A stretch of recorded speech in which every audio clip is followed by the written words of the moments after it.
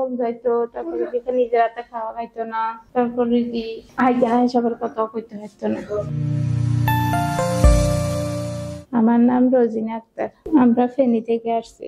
আমার বড় ছেলে, ওর সমস্যা ওই বেরোতে মানে আঘাত পাইছে মাথায়। মেলা ডাক্তার দেখাইছি, কোনো পরিবর্তন দেয় না। এখন এখানে মোবাইলের ইয়েতে পাই, তারপরে দিই আরো 2-3 জনে বলছে, তারপরে আনছি আর কি। জীবন আলো হাসপাতাল আনছি আর কি, ইমাম হোসেনের কাছে।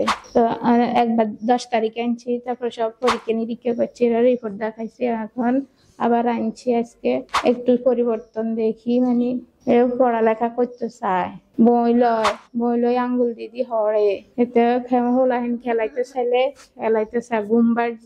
আগে ঘুম ছিল না, আসছিল অল্প, এখন বেশি।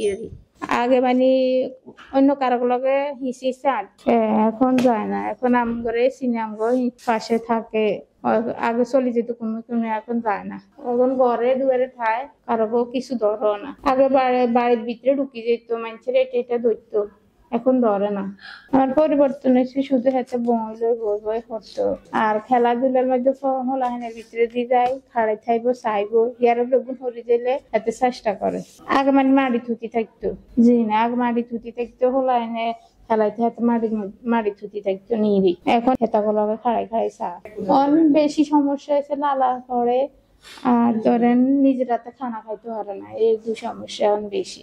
ওয়াশরুমও করতে পারে না, এনে কোথায় আইয়ার সামনে লেপটিনে নিলে বই আগে এনে করে দিত আর কি।